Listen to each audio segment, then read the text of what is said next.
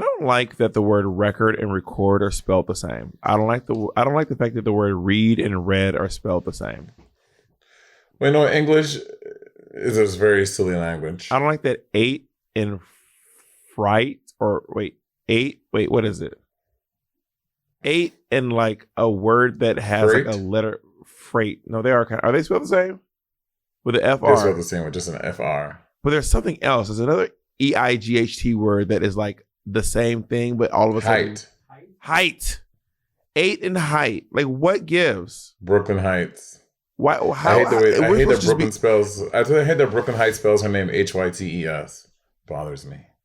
Because she doesn't want to say Brooklyn Hates. She doesn't want to be Brooklyn Hates. Brooklyn Whites. She's been Brooklyn Whites because you know what? That bitch is white. I wish her name was Brooklyn. Brooklyn, like first name Brooke, middle name Brooklyn. Lynn. Is it? It is. That is what it is. Yes. Not on the gram, is it? Her first name is Brooke, BROOKE, middle name Lynn, LYNN, last name Heights. Oh, then she's nailing it. You know what? I approve the name. I think about wow. Say you don't support your sisters without saying I don't support Brooklyn Heights. I don't support her. I'll say it with saying it. I do not support her. Good. Anyone else you want me to say I don't support? I don't like that bitch. Why? I just don't like her. I just don't like her. Okay, what specifically? And that's all the reason I need. Specifically about Brooklyn? I don't need more reasons. I'm just asking you. I just don't like her. There wasn't a specific thing that happened. I just don't like Brooklyn Heights. I'm thinking about wearing a wig in my day-to-day life. Something like this, like a pixie? I will not be clarifying that I'm joking. I don't like Brooklyn Heights and tell her I said it. At her, tag Brooklyn Heights. I'm not joking. Father Jackie does not like her. And furthermore, something he said off camera that I feel comfortable to say right now. RuPaul and Monet are in a fight. Offside. And I don't like Brooklyn. If he sees her offside, he's punching that bitch in the face. That's what he said before the camera started rolling. So. And Monet and RuPaul are in a fight. Me and Brooklyn are in a fight. Rune? That's how it's fight. Rune. Girl, have you seen Kanye West? Rune. I mean, Kanye West did not listen to our advice last episode because Mystique is going wild. It is. Yeah. It's genuinely concerning. And I said a while back, I was like, I remember there was a point where I said, I don't want to make fun of Kanye West anymore because it doesn't feel. It feels. Is it concerning? Like what after all the stunt shows and shenanigans Kanye West pulled during the last election cycle? This isn't any nuttier or loopier or crazier than that. Kanye West pulled stunts, shows, kikis, and shenanigans the last election cycle. I think this is more. I think this is like a lot of like he's. My opinion is that this is more alarming. This is. First of all, he posted a picture of Pete Davidson, and then he tagged someone whose name is something the sniper, which feels like some sort of a veiled threat at Pete Davidson. I'm pretty sure he's referring to a rapper. Yeah, but also, what does that rapper have to do with Pete Davidson? Like, what does that rapper have to do with Pete Davidson? Or is he just posting a random thing? Rap beef. I don't think that guy has anything to do with Kanye. Anyway, it was alarming to me. He posted like 20 to 30 in a day. All these posts back to back. He's also doing a lot of weird posts and like directing a lot of hate toward his child, which is alarming. He hates towards his child. What did he say about hate towards his child? Well, he was sending a lot of hate over to Kim and about Northwest being on TikTok. Yeah, which I look back and it's actually there's nothing wrong with having because like they made it sounded like Northwest just by herself on TikTok, but TikTok has a policy where you can be under 13 with a TikTok if you have a parent guardian, and it's Kim. I think Kanye West was alluding to that. It seemed like sometimes Northwest the information he got was that North was not being monitored. And that's where he was trying to say his concerns are coming from. But, I mean, Kim Kardashian probably has 85 nannies fucking watching the kids, I'm sure. Yeah, I have a sneaky suspicion that Northwest is one of the most monitored children in the world outside of the president's kids. You know what I mean? No, I think, famously, the queen didn't want to protect the little black baby in the royal family. So you might be right. I mean, I think that Northwest, like, you know, one of my friends who worked on SNL as a makeup artist said that the most intense security they ever had on the show was when Beyonce was there, not when Michelle Obama was there. Like Michelle Obama came by, Barack Obama came by, there was security. But when Beyonce came by, it was, and they were like, this was security like you've never seen in your life. And this is over the Secret Services. That's wild. I mean, Beyonce she's a pretty big deal. I was just would you say that? I mean, this is not rivalry. We need to get to advisory soon because y'all be reading. Y'all be like, this is not rivalry. This is advisory. What advice? But do you think that who do you think is more famous, Beyonce or Michelle Obama? Who is more famous, Beyonce or Michelle Obama? I don't know how to. I think that they're both very, very famous. I think they're both known. I'd be shocked to find someone who doesn't know either one of them. Who do you think is more? I know. I'm thinking. I'm trying to think of a world where someone doesn't know either one of them. I would say maybe Beyonce, because I do think that Michelle Obama's fame is attached to Barack Obama's fame, whereas Beyonce's fame is not attached to anyone's. Yeah, I think that because Beyonce is music, I feel like, especially for like younger people who may not know who Michelle Obama is, I feel like young people will know Beyonce, and I think that's where they edge it. That's where Beyonce. I don't think just because of music. I don't think just because music. I actually do think that Donald Trump is more her global influence. Yeah, I do think that Donald Trump is more famous than Beyonce, and Donald Trump is not a musician. So I don't think it's just because she's a musician. I don't think so. Donald Trump is inarguably probably the most famous person in the world. I mean, probably the most famous person. Excuse me. Probably the most famous person in the world. No. Like, who do you think is more famous than? Comment below who do you guys think is the most famous person in the world. Comment below who you think is the most famous person in the world. And it's not like you kind of boost up Donald Trump, but he was the most Googled name like 4 years running, like nonstop. Was he really? Like yes. Like he was just nonstop controversy. Insane. Anyway, but yeah, I do think that that I just imagine when's the last time Beyonce actually looked at someone and said, "Hi, my name's Beyonce. What's your name?" And they were like, "Sorry, Beyonce." Like I don't know when the last time that ever happened. The most Googled person in 2020 was President-elect Joe Biden. Well, I'm talking about the 4 years he was the president. The most Googled person in 2019 was not the most Googled person. Not number 10 was Shailene Woodley. Who the fuck is Shailene Woodley? Well, Google her and find out. Who was in 2019? She was an actress who became a person of interest to many when it was learned she was not only dating Aaron Rodgers but also engaged to Green Bay Packers quarterback. I don't know. Pete Davidson was 9. Girl. No, the number one Google person in 2019 was Kyle Rittenhouse. Oh, that makes sense. Not Kenosha. Donald Trump wasn't even top 10. Is Beyonce top 10? No. Well, then I guess Rittenhouse was 1. Tiger Woods? He probably had a controversy. Probably. Alec Baldwin was 3. Alec Baldwin killed someone. Anyway, that's beside the point. This is Sibling Advicery, Bob, where we give advisory to all of our lovely listeners of this podcast. And I think that we give sound advice. Would you agree? Sometimes. I think that some of our advice is sound, and I think that some of it should absolutely not be followed under any circumstances. And I really believe that with my heart of hearts. You look, I can't take you seriously with this wig on. You look ridiculous. Why do I look ridiculous? Because it just doesn't. This wig is anyway. We're getting to rivalry. We need to get with advice. Shall we listen to the first audio submission? Hey, Bob and Monet. My name is Nat. I use he/him pronouns. I just joined the Patreon and I really, really love it. So thank you so much.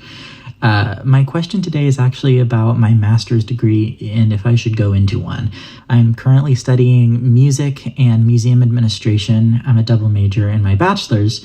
And I don't know if it's worth it to go into a master's program because I just don't know if it's worth the payoff of paying for it.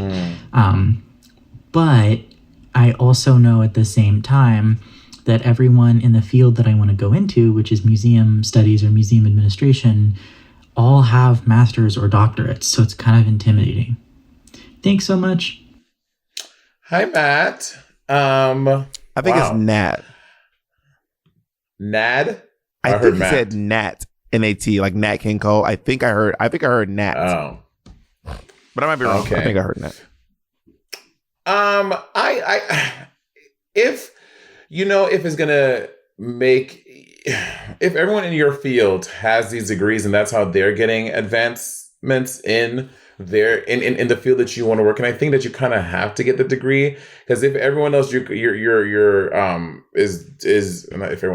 everyone else is getting a master's degree in the field that you're working on, and you kind of need that requirement to get the job, then that's kind of what the benchmark is. I mean, I understand going more into debt sounds insane, but if getting this degree you will be able to get more money, then that will make sense. But if it's going to keep you at a lower level in the field that you want, then you're kind of wasting your time if you don't go to get the extra degree to get more datas and be happier in your field. But I get it. Going more and more into debt, school is crazy. I was recently in Portland, my friend and I were talking about how like my big light bulb moment, how much of a scam college tuition is and school money was I spent about 7 years paying $900 a month on my student loans. Bitch, I looked after 7 years. I had only paid $3,000 on the principal. The rest all paid interest. And again, that's because I got bad interest rates, whatever. I was a young kid borrowing money for the bank to pay for school. I get it, all those things. But yeah, going more into debt to pay for school sounds insane. But if you need it to get in a position in your job that you want to, then you kind of have to. I will say, if you have to get a student loan, I would really try to get a federal loan. Federal loans have much better interest rates than private loans. And so I got federal loans, and I was able to pay mine back pretty easily, actually.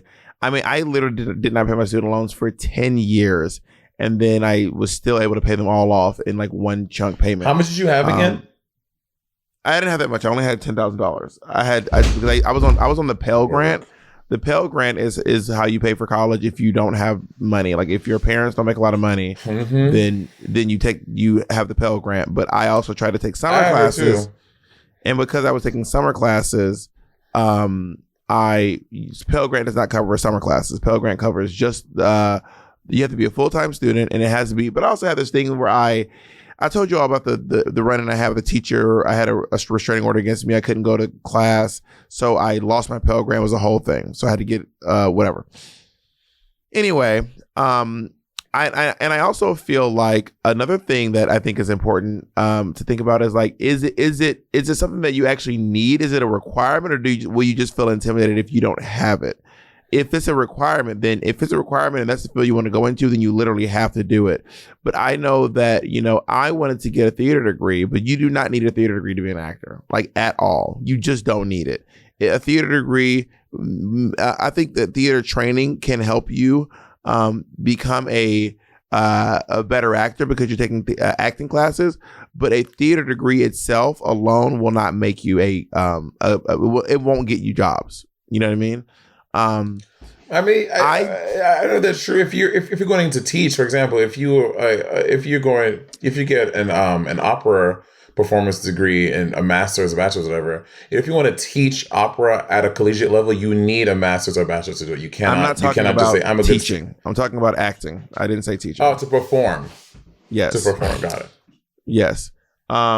But also, yeah, I don't know if it's something a requirement or it's just something everyone else has. Like if you go to see like a Broadway show and look in the program, most of those people will have college degrees in performance, but you don't need that in order to be a Broadway performer or to be an actor or to be a film actor or to be a comedian, to be a stage actor, any of that kind of stuff. But it can help. You know what I mean? I do think that higher education in America is one of the biggest scams we're facing today. I think that you need to ask yourself if you really want to go into that field, then yeah, you have to do it. It's kind of like our friend Nick. Nick has a master's degree in opera and he works in real estate. And he's always kind of like, I mean, I'm glad I went to school, but I have this a very expensive degree that I'm just not using at all. And I think that happens to a lot of performers. A lot of performers spend a lot of money because we're taught the pipe dream that you have to spend all this money, you have to go to school, and we're taught that grad school will help. And then we're also taught, well, you can start teaching. Well, bitch, most of us don't want to teach, and that's full T. Most of us we went to school for performance because we want to perform. Nat is like, I want to do this thing. Nat isn't like Nick or myself. But I don't know. I don't know if it's a requirement. What are we gonna do? But I also don't know why Nat's getting a music degree. If Nat's like, you sound like you're just spending more money on a music degree if you're going into museum management. It just seems like the degree might be museum management. He said music and museum management.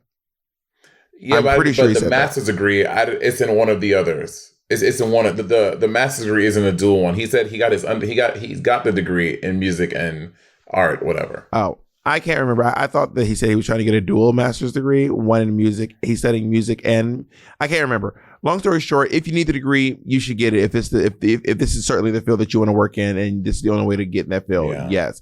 But if you are getting some sort of a dual master's degree in music and you don't intend to work in music, I would not get that. That seems like, to me, like a waste of money. And if you really want to learn more about music, you can just take private classes.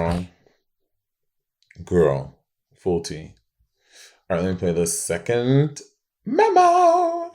Hello, Bob and Monet. So, my boyfriend and I were together for almost 2.5 years, but then he broke up with me in April of 2021 because he was moving to LA and I live on the East Coast and he didn't want to do long distance.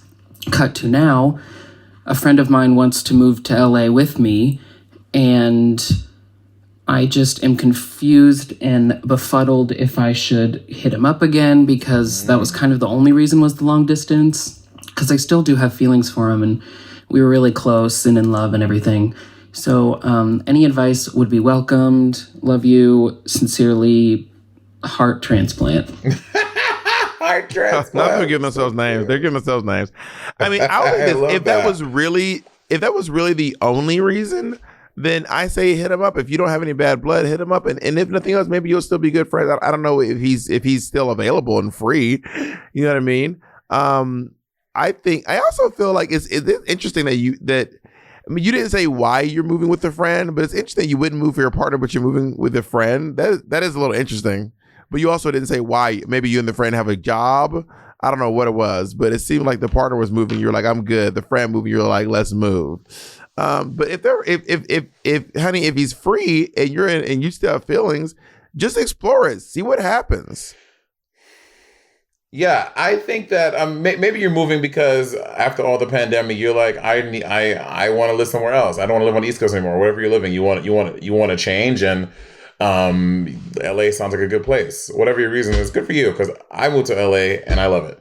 I agree. Shoot your shot. I'm like, life is too short. If that was the only reason you guys broke up and you feel like there's still love there and you guys are still, and you think that this could be something, this could be your husband or whatever it is, I say shoot your shot. And the worst he can say is, there was a time and I'm not interested in pursuing a relationship again. Y'all were boyfriends, so you know each other intimately. So that won't be an awkward. I mean, not saying it can't be awkward. It sure can be an awkward conversation, but you guys had a relationship before, so it's less likely that it will be. And I think shoot your shot and see what he says. He might say, "Oh my God, this is the greatest news of my life." He might say, "Bitch, fuck you. Go back to where you came from." Who knows? God. But try it. Those are really extremes. I mean, anything in the middle of those things can happen. He could go, "Baby, let's get married." He could go, "Your mom's a fat cunt." He could say either one of those things. We never know. They pretty much, I will let your mom know that she's a fat cunt. That was a pretty good Tiffany. You sound like Tiffany. Have you been watching Celebrity Big Brother, by the way? I'm feeling pretty great. I'm feeling pretty fly. I can't believe that fucking Jenna gave me her Dolce & Gabbanas. What? Have you been watching Celebrity Big Brother? Have you been watching Celebrity Big Brother? I have not been watching. Have you been watching it? I heard Todrick is being mean, rude, and nasty. I have not watched it either, but my mom was like, my mom loves the show, and she keeps being like, your friend Todrick is acting wild on Celebrity Big Brother. And I was like, I don't know how to play the game. But apparently, but people who are real fans of the show are like, that's how you play. That's like how you have to play the game. That's what everyone says stuff like that. I'm like, it sounds like he's playing the game. Like, people go on Survivor and Big Brother. Now, there is a thing of playing the game too hard, too fast. You know what I mean? That is a thing. Where you see people go on the show and day one, they're like plotting to take blah, blah, blah out because they don't fly. Because a lot of that show is strategy, which is flying under the radar, making big moves, but playing it cool so that people aren't putting a target on you. So maybe Todrick may be playing too hard. That might be what'll be happening. But lying and deceiving is not weird for Big Brother. Today at the dentist, they were like, "Are you watching Big Brother?" And And I was like, no, I'm not watching Big Brother. But they were like, oh my God, Tajik, I think he's going to win. My dental hygienist think that Tajik is going to win. My mom thinks that Tajik is going to get himself kicked off the show for being too messy. And she thinks Carson's going to win. Maybe what my mom should do watchery for. Maybe Martha Caldwell should do watchery for. I would watch it with your mom. Big Brother. If I knew she watched, I would have done a watchery with Miss Caldwell, and we would have watched Big Brother together. Also, not to mention, I went to Tajik's Instagram and all the comments are like snake emojis and trash emojis. Oh no, Isn't that wild? That sucks. But also, that's like, very Alaska. for playing the game the right way. I mean, I don't know. I also haven't watched, so I can't vouch for how messy or nasty he's being because I haven't watched the show. I need to watch it. I also feel like I'm just so behind. I don't get how the show works anymore. I don't know not anymore. I never knew how the show worked, to be honest. But it's one of those shows, Survivor and Big Brother, you can pick up anytime you can, because every scene is the same with slight variation. You can pick it up. If you just watch it, you'll get it. Maybe I'll start at episode 1. All right, let's get another audio. I love the audio submissions. Oh, do you? You like the audio submissions? Me. I do. Hi, Bob and Monét. I really like your show, and I would like to get some advice on relationships. So, first of all, I'm 24 years old. I'm a queer man, and I've been dating this guy for a few months now. So, I really like him. We spend a lot of time together. We have great sexual chemistry. So, I've been thinking a lot lately about asking him to be my boyfriend, but since this will be my first formal relationship per se, I would like to get your advice on how did you decide, like with your partners, that you wanted to jump from dating to actually being in a relationship? Like, is it something that you planned ahead, or is it something that just came up naturally one day and you just ask? Please let me know. Sincerely, Bachelor number 1. What is it? Sincerely what? Bachelor number 1. I love these names they give themselves. If y'all have gotten this far, I assume that y'all have already talked about what you guys want in a relationship, whether it's like monogamy, polyamory, open. So I'm assuming you guys have discussed that. If not, before you ask someone to be a boyfriend, I think that's an important thing to know. Like, well, what does a relationship look like to that person? So I think knowing fundamentally, you need to know if y'all are compatible. Because if he wants to be polyamorous and you want to be monogamous, that's just not going to work, not unless you're willing to change for him, and vice versa. And how I knew, we just knew. I think we were dating for at this point 6 weeks, 7 weeks, and then we're like, we should be boyfriends. And it was but that's kind of, we're both very goofy, so we kind of just had like a goofy conversation about it, and then it was a thing.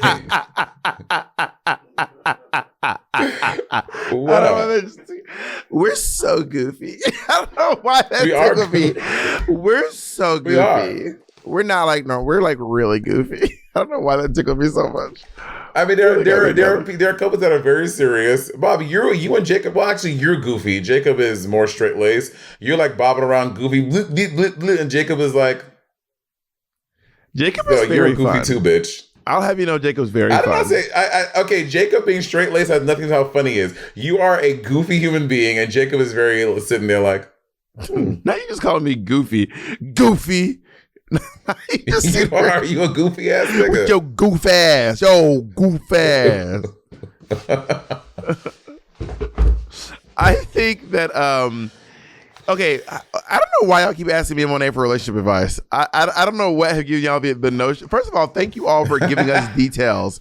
Thank you for telling us your age, your sexual, like it really helps out a lot.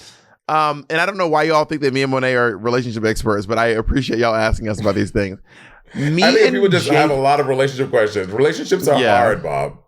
Me and Jacob were we honestly, like, we had been dating for probably a month, maybe. What are you shaking your head for? You don't have a mic, do you? I do have a mic. This one will pick up my voice. I don't. So, what do you? How long do you think we're dating? We were dating for 4 months before we were officially boyfriends. Jacob says 4 months. That does not sound... That is a big discrepancy. You said a month. Jacob said 4. I mean, but also y'all said I love you. Literally, as soon as y'all said hey on the app and y'all started sending dick pics. So I don't know what's going on. You just falsified a lot of information. I think that maybe our dating was somewhere between 1 and 4 months, maybe. But Jacob was also staying at my house a lot, and we were very much just like dating more or less, without actually saying we were official. But we also didn't make a big deal. It wasn't a big deal. It wasn't a tearful like should we be together. It wasn't a scene from The Notebook. It was just a question if we should start if we wanted to be official. I in my mind, I imagine that Monét and Andy were like, have you ever seen a scene in the movies where like the couples have sex and then the girl sitting on the edge of the bed, then she looks back and she always goes, "What are we doing?" In my mind, Monét was like, "What are we doing?" Okay, wait. So I'm confused. So, bitch, y'all don't have a between 1 and 4 months. That is the Vegas weirdest. Y'all just like it happened at some like you don't have a time when you guys call it like what? Yeah, we. Okay, what about you and Ezra? Did y'all just start calling each other boyfriends a day? What about you and Ezra? Yeah, me and Jacob did not mark down the constellations and mark our calendars. We kind of not arbitrarily. We kind of just like did some math and chose our anniversary date. We were like, it's around this time, and then we just landed on a date that felt like. I think we said, what did we say, babe? Okay, so the first time we met was December 18th on Grindr. That's our eating ass anniversary. You're so ridiculous, Jacob. Then he came to Berkeley January 25th, and then he asked me to be. We talked about being boyfriends sometime in early April. So there was also a big there was like a month where we weren't seeing each other at all because of me living in New York City. Anyway, and Ezra and I were probably on our like maybe like our third date, and we started dating. Third day. Okay, Bob, was it because you weren't living in LA? So was it like a month between, or a day between? I don't know. Maybe it was over the course of like 2 months, maybe 2.5 months, maybe. I think. So as you can see, I don't really make a big deal about like the time that I'm like dating people. I'm like, I don't like marketing the calendar. I'm not like, it's not written in the stars. Do you celebrate anniversaries? Yeah, kind of. I mean, me and Jacob and I have celebrated an anniversary before, and Ezra and I have also celebrated an anniversary before. Yes. So Ezra and one time in the 3 years you and Jacob have been together. Jacob and I have been together for almost 4 years. I think it has been 4 years. Yeah, probably. Yeah, more or less 4 years. And we've celebrated our anniversary before, but also, I'm like, for example, the other day, me and Ezra were together for Valentine's Day, but we didn't really do any Valentine's Day stuff. Like it wasn't like a Valentine's Day thing. We were just like, at some point, I was like, oh, hey, happy Valentine's Day. But we were just at like an event. And then I was like, oh, it's Valentine's Day. Happy Valentine's Day. That's how I do romance for myself. It makes it more manageable and less, I don't know. It's just less like there's no gotcha. There's no you forgot my blank. There isn't any of that. Like other day I was asking Jacob about what he wants to do for his birthday. He was like, don't plan anything. We'll just see what happens on that day. And I'm like, okay, sounds good to me. Work. Caller number 3. I forgot. Bachelor number one. Yeah, I would say make sure that you guys are in tune fundamentally in what you want from a relationship before you start calling each other boyfriends, because I think that will make things very hairy and dicey if you don't. That's my advice. Yeah, I agree. Hi, my name is Bob the Drag Queen. I'll be doing this Squarespace ad as Rosé. All right, then, my love. Nowadays, everything is online, and it's really important to me that my website look as fabulous as I do. Make a wee website can be hard, but I found the perfect home at Squarespace. Squarespace uses incredibly intuitive designs to help build your website. You can build your dream website without knowing anything about code or computers. Squarespace has a really great and easy to understand analytics tool to help you gain powerful insights into who's visiting your website and how they're interacting with your content, including page views, traffic sources, time on site, most read content, and audience geography, and much more. I'll be doing the rest of this as Courtney Act.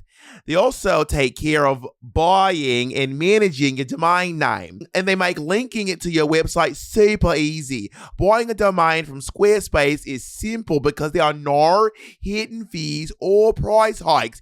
Each domain comes with an ad-free parking page for WHOIS privacy on eligible domains. I'll be doing the next paragraph as Lady Bunny.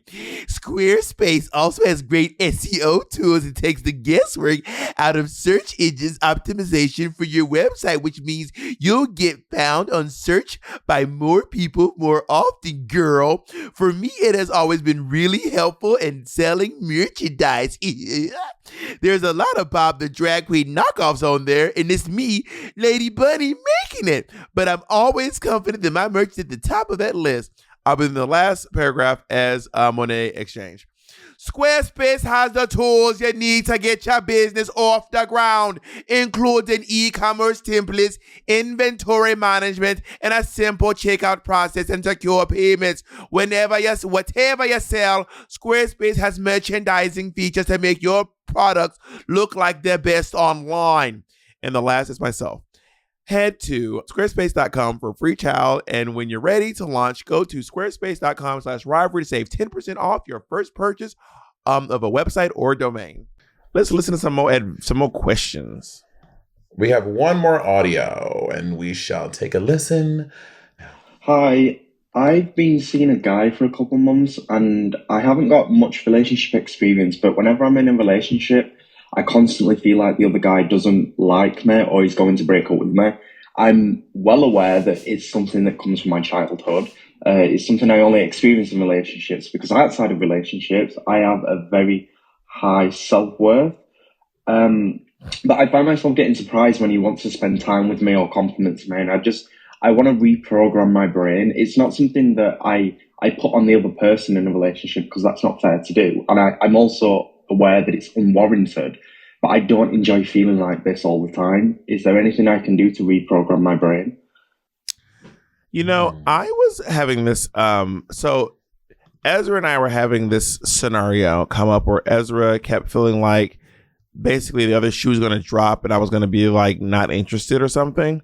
And I think that I did my part in assuring him that I was interested in him and that I did not want to, break up or anything like that. But also Ezra was, a part of it was Ezra, who, by the way, is quite open about his struggling with BPD, borderline personality disorder. It's like a symptom of that for him anyway. And we just communicate with each other and I let him know how I feel. And also I think that it's okay to ask for what you need. And if you're in a relationship where you don't feel comfortable asking for what you need, I can see that being very upsetting. Like I can see it being very upsetting if you're with someone where you don't feel from the other partner. In terms of anything, if you need something and you don't feel comfortable, in this specifically, do you think he should ask him to like assure him? I think that he should ask him for assurance. If it's not too much of an issue to assure your partner that you are interested in them. Some people need a lot of words of affirmation. Some people need gifts. Some people need touch. Some people need, people need different things to feel affirmed in their relationship. And maybe after a while of affirming, it'll feel real to you, and you won't need it after a while. But it's okay to ask for it while you need it. In my opinion, me and Jacob had a moment where we were affirming each other a lot, and it really helped our relationship a lot. And Jacob would say, "Hey, can you just affirm me?" And I would ask Jacob, "Can you affirm me and tell me that you like me, and that you love me?" And we did this for a while, and I think it really helped us out a lot. Work. Yeah, I mean, I definitely believe in telling your partner what they mean to you often, and don't take it for granted how you think that person may feel or how you think that person thinks you think about them. I think it is important to regularly affirm your partner about how attracted they are to you, how much you love them, all that stuff. I do agree with that. But on the other hand, your partner may be someone who, for whatever reasons in their life, they don't like to. That is not a way that they speak love with words of affirmation, either giving or receiving. So I think it's fine if clearly the partner is not doing that, or maybe they're not doing it enough for you.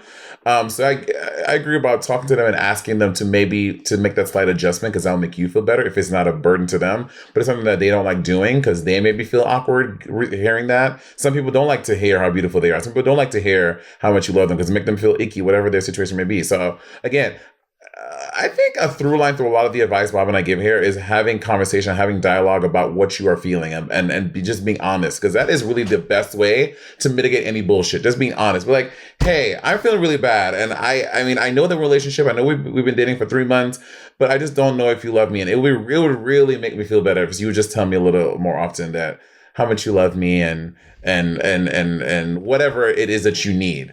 But cautious about if that is not how that person speaks, and you have to find a balance. I'll make both of you happy. I believe in open communication with swift honesty, meaning like be honest as soon as you can. It will really help you in the long run. Like, you don't want to bottle shit up, bottling up feelings, and then you've been feeling unwanted by your partner for this all the time, and your partner's like, oh, all you need is for me to tell you that I really enjoy being around you, that I think you're funny, and that I think you're really talented. I would have been saying that 1,000 times. I thought I was saying it a lot. Apparently I wasn't. I would love to say it more. I would love to make sure that to help you feel great around me. So let's get on to some of our written questions. Hey, Bob and Monet. I've been with my husband since I was 17 years old. Oh my God. We have been married for 10 years now. So almost 20 years together. Oh, wait, what? Oh, got it. Okay. Wait, this person was with their husband before they were married, I'm assuming. It did not tell us how. It did not tell us how old they are, so I don't know how long they've been together. But okay, so that means that they would get. Yeah. Okay. This person is roughly 37. Roughly 37. Yeah. All right. I've been with my husband since I was 17 years old. We've been married for 10 years now, so almost 20 years together in total, and we have a 2-year-old son. Unfortunately, ever since I got pregnant with our son, my sex drive has died. It has now been over 2 years and some change since we've had sex. Wow. I need advice on how to make the spark come back to our relationship before we fizzle out. Please help. Huge fan.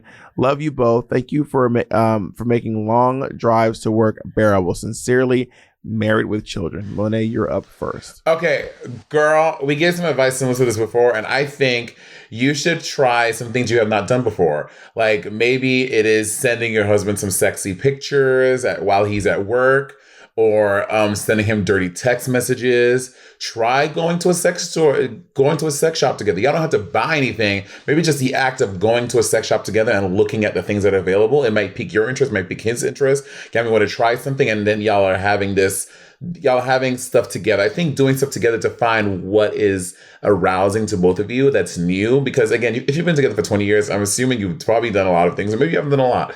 So I think trying to find new and interesting, sexy things to get that spark again and make you guys excited about having sex with each other, I think could help. I'm going to say this. I do not think that you should feel bad about not wanting to have sex. I think that I'm not 100% sure. I'm just Googling this right now. This is according to babycenter.com. It is normal to have a decreased sex drive after giving birth. The feeling can last for a few months. One study of postpartum women, 20% had little or no desire to have sex for 3 months after delivery. Another 21% had a complete loss of desire for or aversion to sexual activity. I think that when you give birth to a child, it probably changes your body's chemistry a lot. Probably, I'm assuming. I don't know.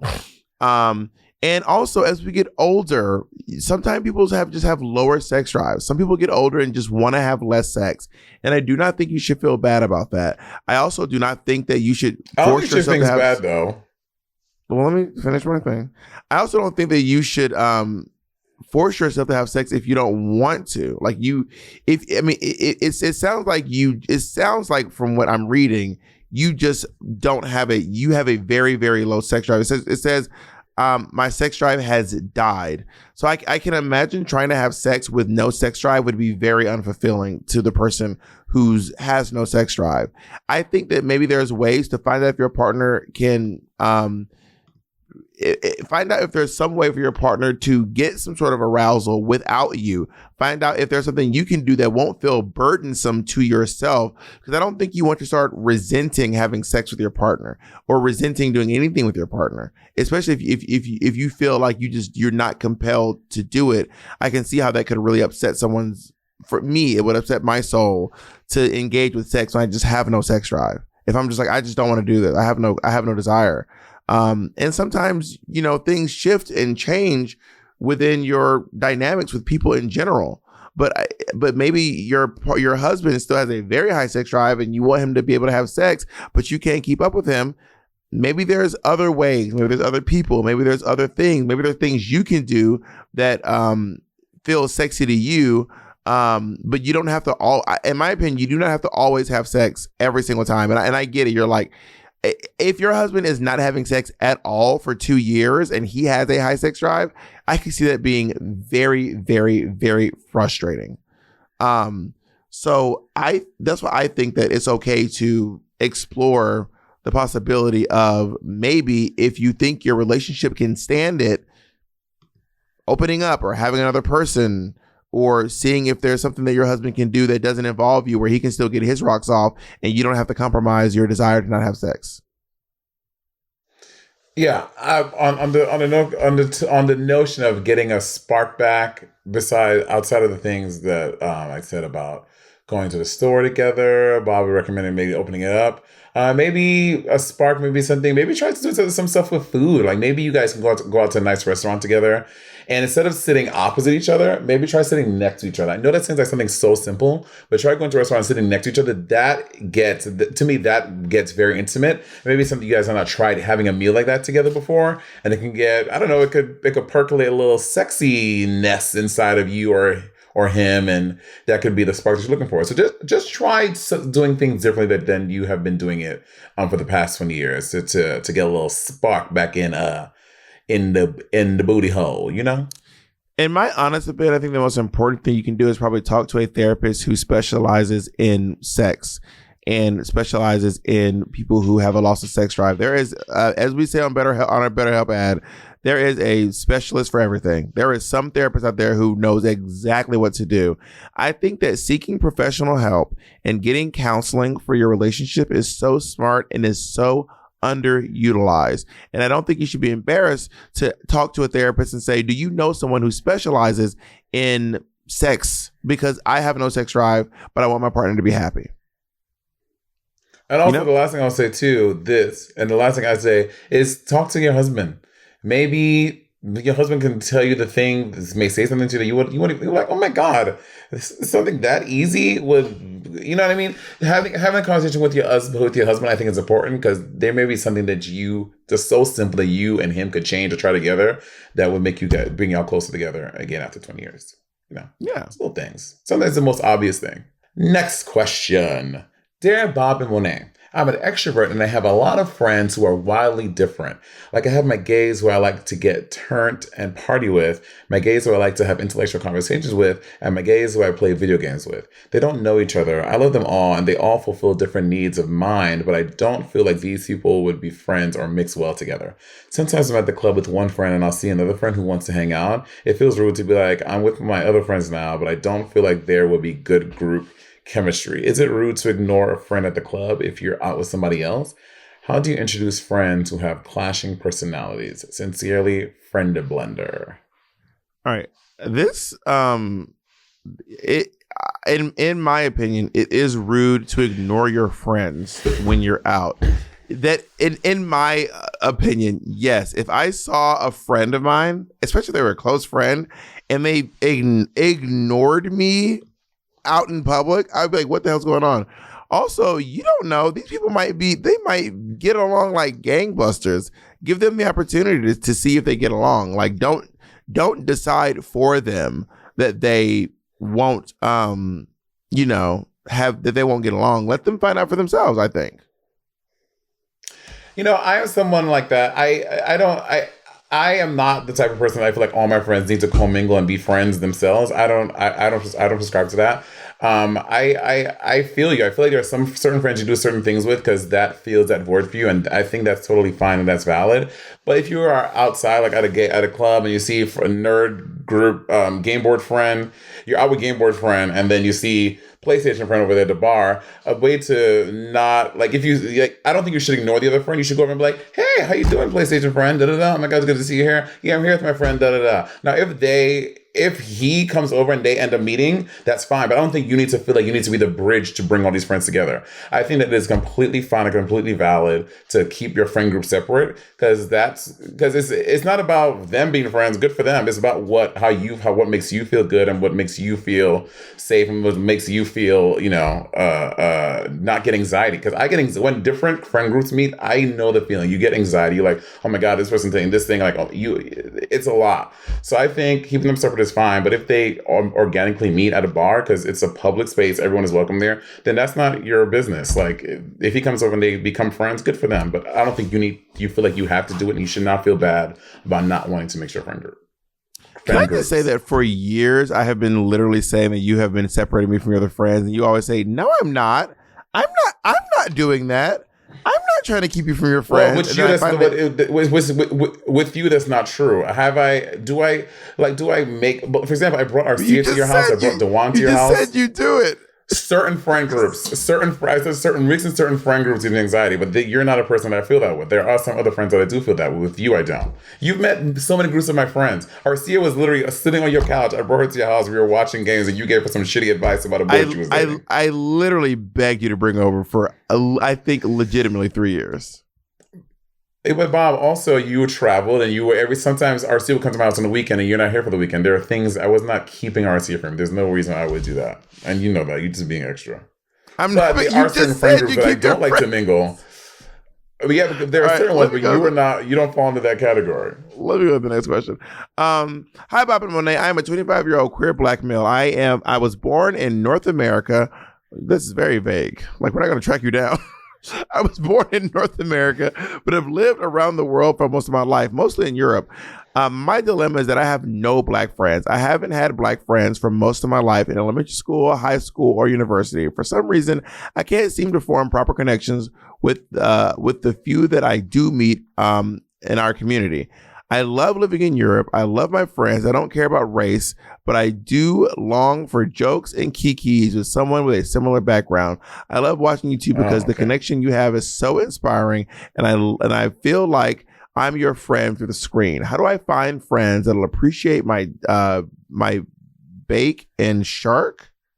Palu ox. Oh, this is Pilau. Food. Is this pilau, rice and peas, roti Pilau, and doubles as much as I do. Sincerely, Lonely Island. Lonely Island. I know it's pronounced island. I know that everyone. Do you?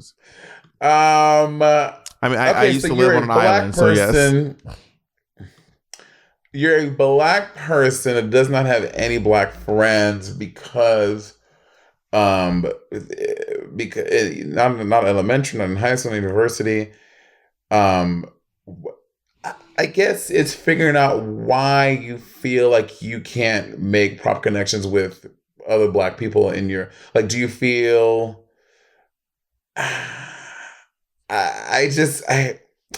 because I've never had that experience. I honestly, when I see black people in the room, I'm like, "Ooh, thank God." I'm like, I know that I can connect with these people on a certain level.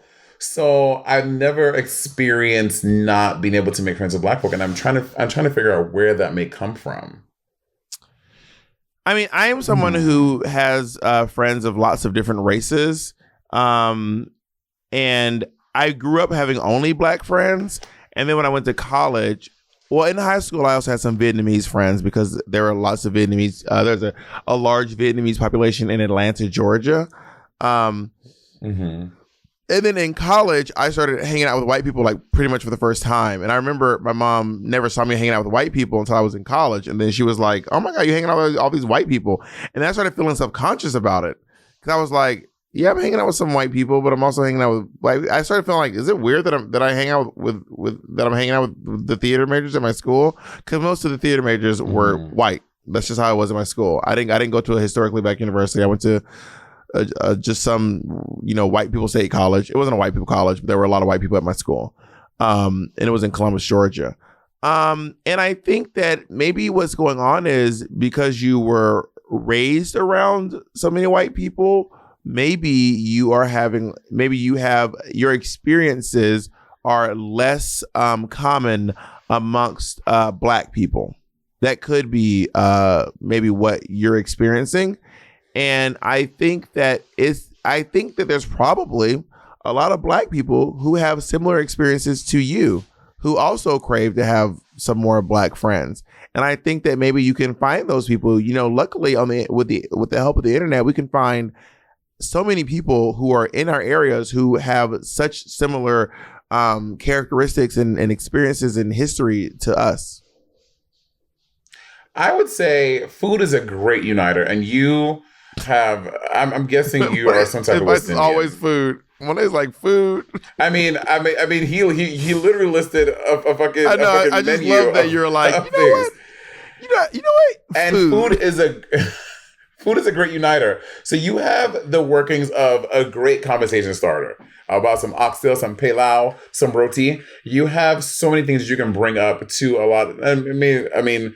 Definitely of the West Indian variety, but I think use food, segue food, bitch. Find some people who like mac and cheese, and you let that be the conversation starter. Like, I mean, we're not in school anymore, but in my mind, you're gonna walk into the cafeteria at your office and be like, does anybody here like mac and cheese?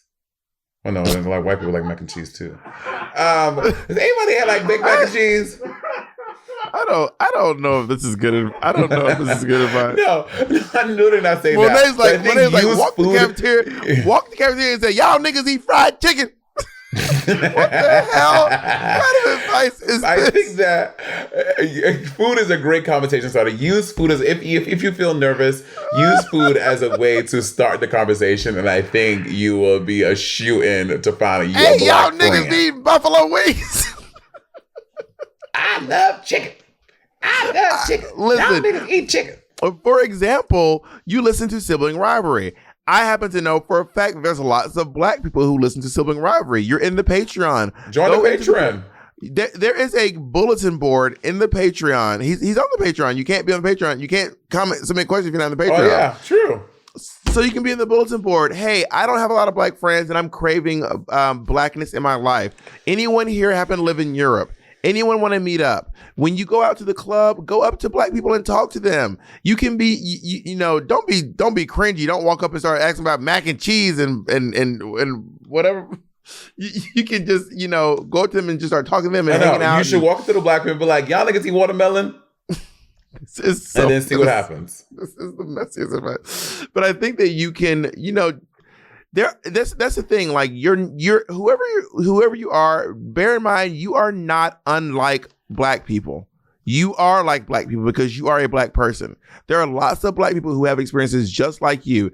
Your expression of your blackness does not need to coincide with that of me and Monet. Monet and I have two completely different expressions of blackness because I am a black Southerner and Monet is a West Indian. You are a black person who's lived in Europe, probably around a bunch of white people. So you probably have a really interesting experience. So there are lots of other black folks who have the exact, you and Candace Owens, no, I'm kidding.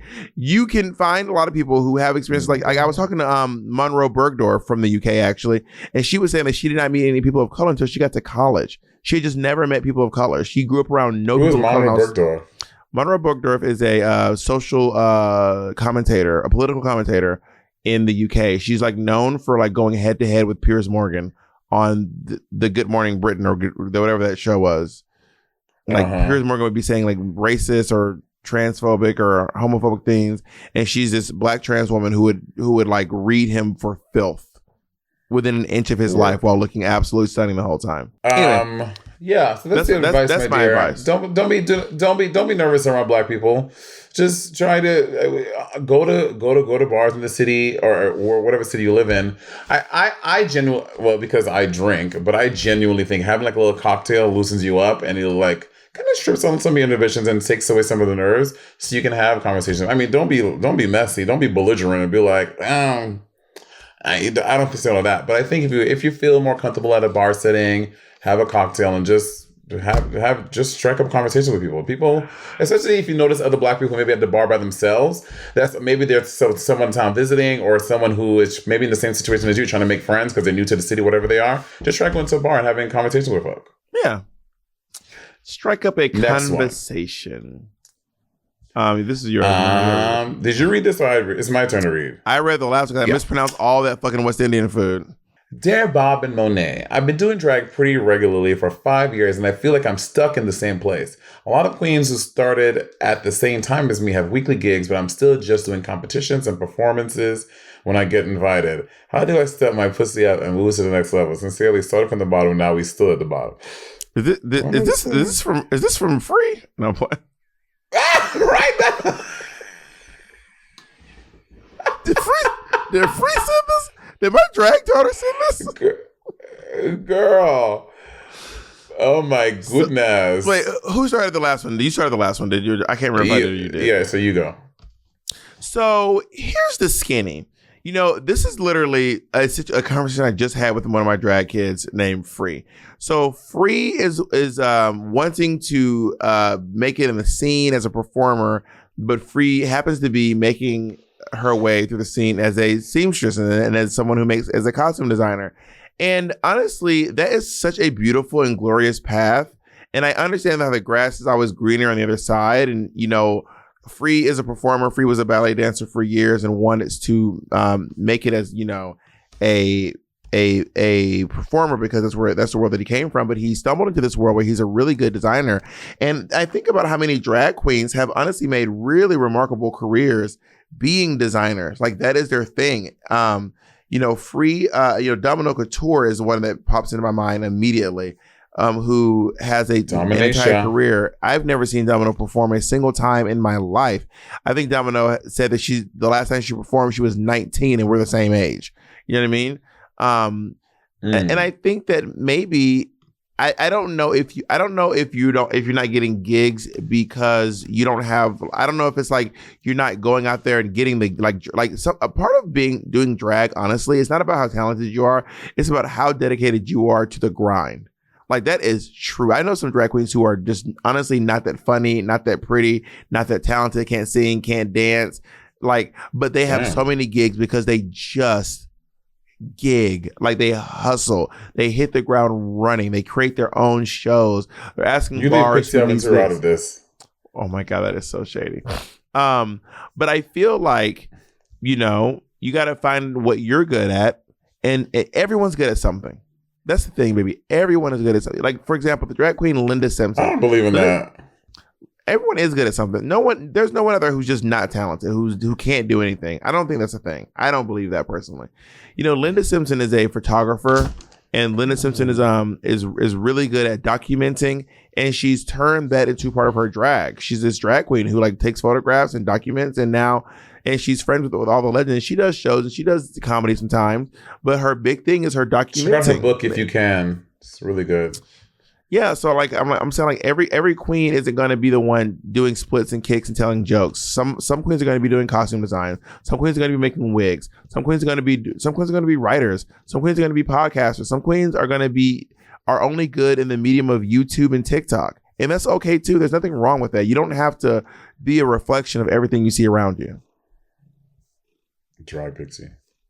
No one's talking about I mean, I agree. I think I agree. Everyone is not good at everything. I think you should find the things that you do very well. But again, you say you've been doing it. Okay, what's pretty regularly? Like, are you the bitch who comes out one night out of the week and you perform one night and the other girls are out every night of the week turning looks into things and they're progressing and you're not? Is that what pretty regularly is? Because there is that thing too. Queens who they come out once a week twice out of the month and be like, but I'm doing so much drag. I'm doing it. I'm like, but you're not doing it at the level of the girls who are doing, because I experienced this in New York City growing up, going through the ranks. I was out every night of the week, coming in drag, whether I was getting paid or not, like not asking for a booking fee, doing whatever I can to get exposure. And that, I think that helped me grow. So I think you should look at what the other girls are doing and see what you can improve on to make your chances of securing a weekly gig better, and see how you can improve your drag to get to where you want to go. Because you may not be the best live singer, but you're a fucking fierce lip syncer. Maybe you may not be the best dancer, but you can host very well. So I think find what that thing is that you can do really well, and the things that you're lacking, and how you can improve those so you can get them weekly gigs, girl. Because I get it. That is, well, for New York City, the validation of having a weekly gig or hosting a thing or having your own night somewhere, that like a lot of girls back then, I don't know what they do now, strive for that. Everyone wanted that. So I could see how you not getting that and you want to take drag seriously is really fucking you up. So see what you can be better at, boo. And also food. Food is a great way to get into drag. Just go to the bar. Oh my God. Stand up and say like, my fat who here number loves mac and cheese? Do you remember my fat mix number? I do remember. That was the number that really ableist. put me on the mic. That put me on the map. No, I think the number that put you on the map was your beat down mix. I think that's the one that okay, all right. Well, you can have what you want to have. Part of your world, the one where you made with that shitty reveal dress. Okay, was it the fat mix? I loved it back then. Was it the fat mix? Was it the part of your world? Which one was it? That was a combination of the two. There was something else I wanted to say about this person, but I can't remember. Honestly, yeah, you gotta just also you have to ask yourself, honestly, this is the thing about drag. You really have to ask yourself, how badly do you want this life? That is the real tea. Like, I remember to a point where I was like sacrificing so many things to do drag just because it brought me so much joy. I was happy to sacrifice my living room to do drag. I was happy to quit my job as a realtor to do drag. I was happy to leave the Jekyll and Hyde Club where I was making good money to struggle and do drag. I was happy to do so because I love drag so much. You know what I mean? You got to ask yourself, there's people out there who are doing drag with no intention of ever getting on Drag Race or being famous. They just love drag. Yeah, that's stuff. Why you doing? All day. Oh my God. What's our last one? Here we go. Hello, Bob and Monet. So recently I had a situation where I thought this straight cis man identified as gay or at least queer. However, he recently told me he is not, and it has completely thrown me off course with my gaydar. I guess my question is, how do I navigate relationships with PC, flamboyant, straight white men when I, myself, an indigenous gay man, am not having it with the whites? Thanks, bitter 20-year-old. First of all, tell Maddie Morphosis I said hi. Let's start with that. Oh my God, you're a mess. I mean, so you're upset that they're flamboyant and straight, or it sounds like you're just mad that they're white. And you know what? Being mad at white people, I get it. But I mean, I think in 2022, I think a lot more people are. I honestly, since the dawn of the Metro, do you remember when metrosexual was trending? That was the thing. Everyone wanted to be, well, not one, but everyone was metrosexual. Yeah, ever since the boom of metrosexual, I think that straight men are allowing themselves to be more flamboyant, and especially nowadays, I think the lines of what of sex are so blurred, and people are just allowing themselves to live, and sometimes that means being really faggy and flamboyant, even though you are a straight man. So I think mad that they're white. Being mad at white people is a thing, and I get it. I've been that girl, just mad at somebody because they white as hell. And you're like, why are you here? Why are you here being white in the space? I get that. But if they're being flamboyant and just gay, then let them live, girl. Let people live. Yeah, I mean, I'm trying to think of it because I famously tweeted out that I'm often annoyed with white people, but it's whiteness in general. And it's never really specific white. There was a picture of a friend of mine who was white with a bunch of other white people. They're all laughing. And I remember being like, what y'all niggas laughing at? Yeah, sometimes you just get mad at white people. Sometimes you just get mad at white people. You look at this nigga, you like, your ancestors are full of shit, and if they were full of shit, you got a little shit in you too. You just be mad looking at them. But I don't necessarily actually believe that, and I want to reiterate, it's not actually that I'm annoyed with like white people specifically, like specific white people. It's just whiteness in general has had a negative impact on my life at certain times, and there have been times when it's had a neutral impact, and times when it's had a positive impact. You know, based on white people I was around. I heard you had a good white experience this evening, honey, when you got home to your man. I heard you got a good white experience. I heard that he got you together with his girl. You sound like RuPaul. You got rid of the wheel. I think that we are asking people to challenge gender norms, and this is what it looks like. You know, a flamboyant straight man is not new. It was not even new when they started saying metrosexual.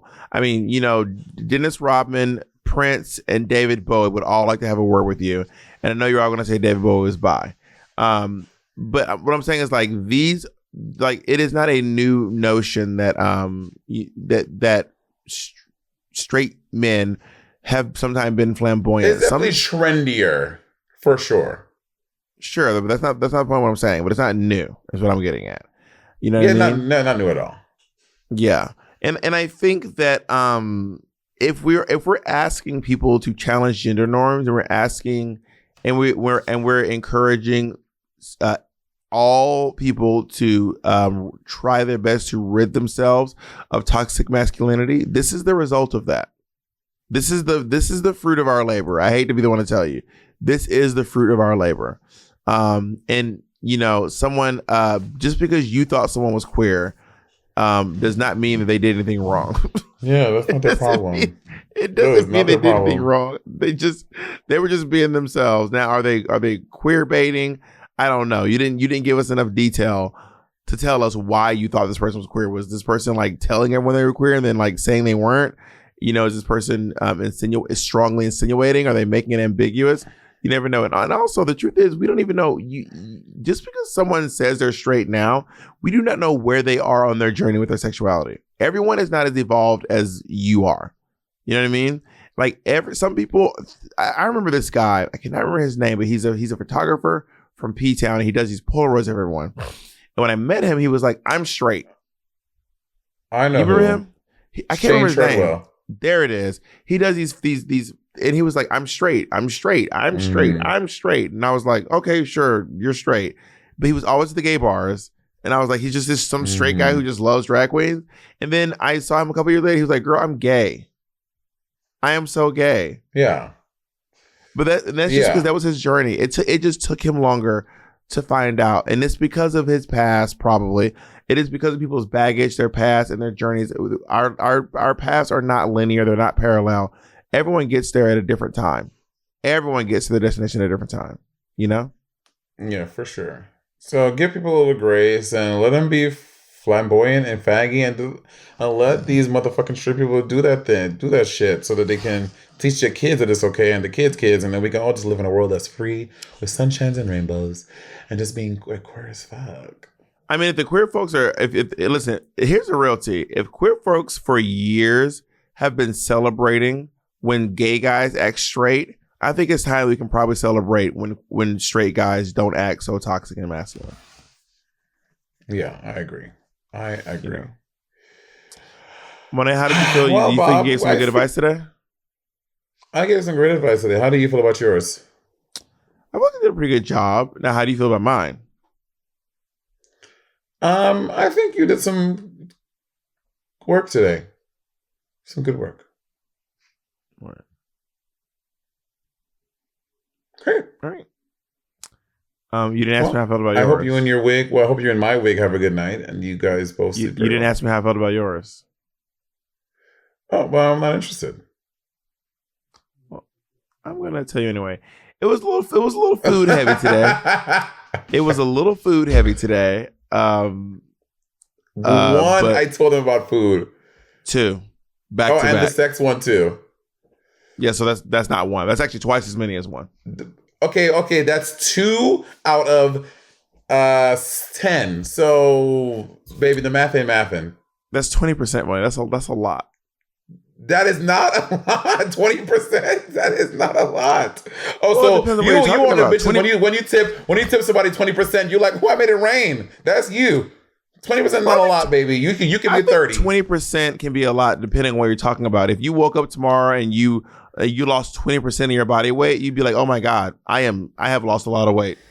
But if you woke up tomorrow, you know that 20% means different things on different things. That makes what I'm saying makes perfect sense. Obviously, that's anything in the world.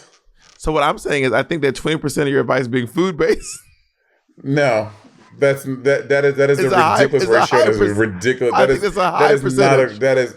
No, it is not. You're being ridiculous, and you are. You can have that opinion. I'm not gonna. The difference between what you and I say, I'm not gonna tell you that your opinion is ridiculous. You're allowed to have that opinion. Well, I'm gonna tell you when yours is wrong when it is, because it's wrong. Oh, well, I guess you're the arbiter of what is right and wrong. I am in this conversation. This podcast is about this specific thing right now, for sure. Sure. All right. Have a good night. Have a good night, babe.